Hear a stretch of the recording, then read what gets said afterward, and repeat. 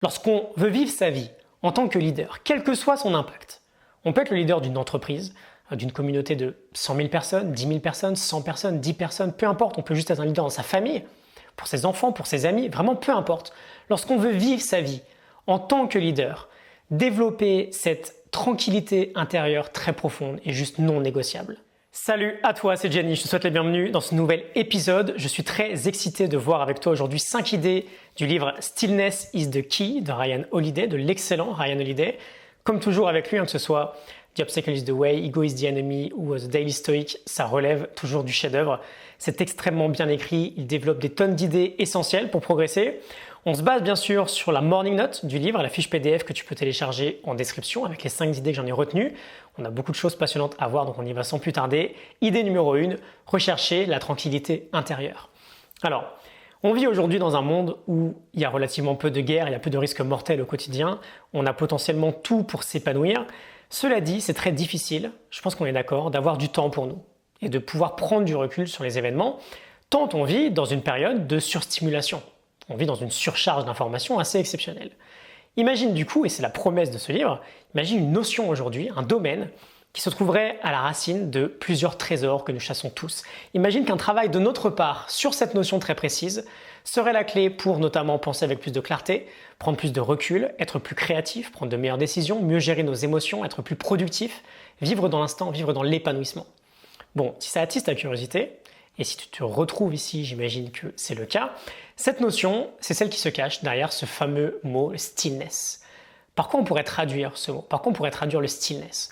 On pourrait potentiellement le traduire par l'ataraxie, je pense, ou par une forme de paix intérieure, par une forme de tranquillité intérieure profonde. Et c'est très intéressant, si on prend du recul sur notre histoire, Ryan Holiday nous dit que toutes les religions, toutes les écoles philosophiques ont précisément un mot pour cette notion, et que celle-ci se trouve toujours au cœur de ces différents enseignements. Par exemple, chez les bouddhistes, on dit Upekkha, chez les musulmans, on dit Aslama, Ishtavut chez les hébreux, Samadvam dans la Bhagavad Gita, Ataraxia chez les épicuriens, équanimité chez les chrétiens, Euthymia chez les grecs de l'Antiquité, un mot fort notamment dans le stoïcisme. Et donc cette sérénité profonde, cette capacité à rester calme, à rester tranquille, à rester posé, on veut naturellement la développer, c'est tout l'objet du livre, qui est articulé autour de 3 domaines, l'esprit, le cœur et le corps. On veut travailler sur les 3 simultanément, on est rarement aligné sur le plan mental, spirituel et physique. Loin de là, en général, il y a même plutôt une guerre entre ces 3 domaines dans nos vies. C'est très difficile, du coup, de trouver la paix à l'intérieur de nous lorsqu'il y a une forme de guerre civile à l'intérieur. Donc, idée numéro 1, rechercher, cultiver une tranquillité intérieure profonde, c'est la promesse du livre. Idée numéro 2, la puissance du journaling. Il nous dit, j'ouvre les guillemets, écrire est un excellent moyen de ralentir notre mental, de faire la paix avec soi-même et de se poser des questions difficiles. Où en suis-je dans ma vie? Quelle est l'étape suivante vers ce qui m'importe le plus? En quoi est-ce que je suis reconnaissant? Pourquoi cet élément me travaille tant? Quel choix est-ce que je suis en train d'éviter? Je ferme les guillemets. On a un chapitre très remarquable avec l'exemple d'Anne Frank. Écrire tous les jours, c'est un excellent levier vers plus de tranquillité intérieure. C'est une activité qui permet de passer du temps avec soi-même, de clarifier ses pensées, et il n'y a aucune règle qui s'applique. On le fait peu importe quand ou combien de temps, peu importe le style d'écriture, il n'y a pas de bonne ou de mauvaise façon de faire, il y a juste l'idée de faire ou de ne pas faire. Et c'est très inspirant, il ajoute, cela peut devenir la chose la plus importante dans votre journée. J'en parle pas dans la note, c'est pas très simple en une seule page, mais travailler sur sa présence est également un excellent levier pour développer plus de tranquillité.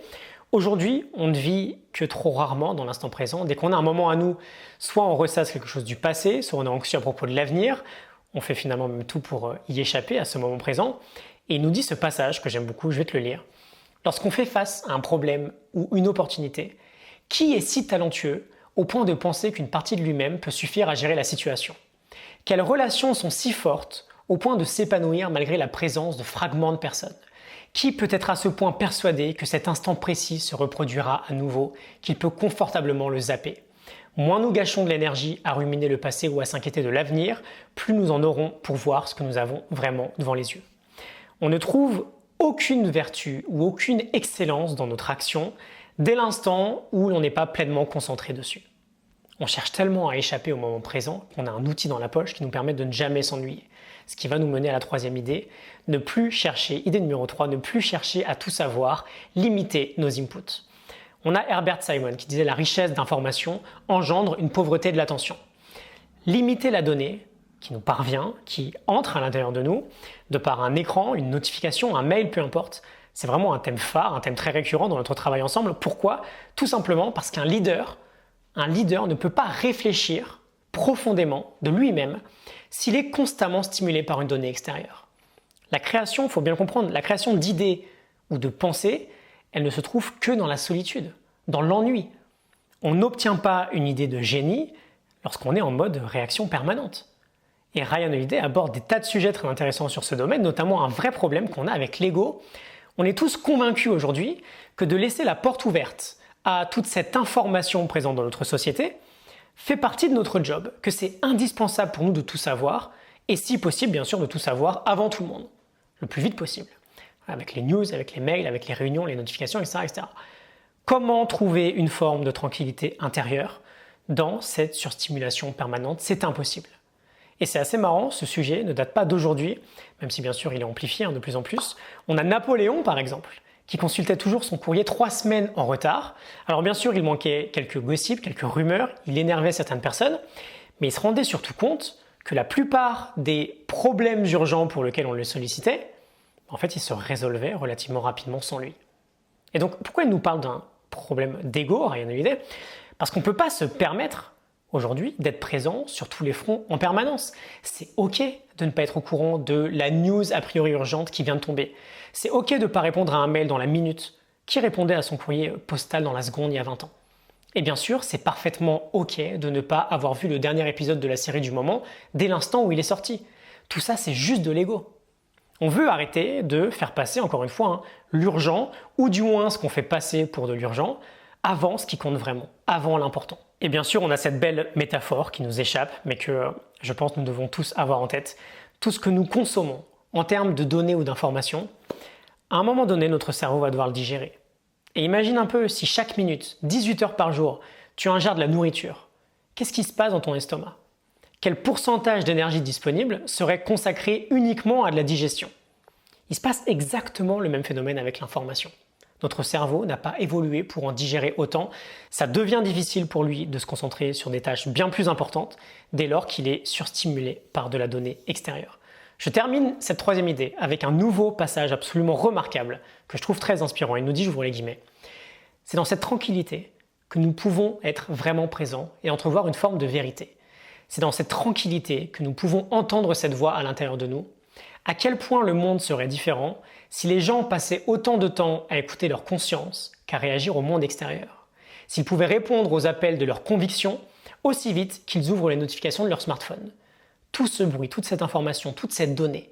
Nous avons peur du silence, nous sommes effrayés à l'idée de paraître stupides, nous avons peur de manquer ce que les autres sauront avant nous. Nous avons peur d'être le méchant qui dit « Nope, désolé, pas intéressé ». Nous préférons nous rendre misérables que de faire de notre vie une priorité, que d'être à notre meilleur. Sois responsable de ta dette de l'information aujourd'hui, je ferme les guillemets. On passe à l'idée numéro 4, cultiver son propre code moral.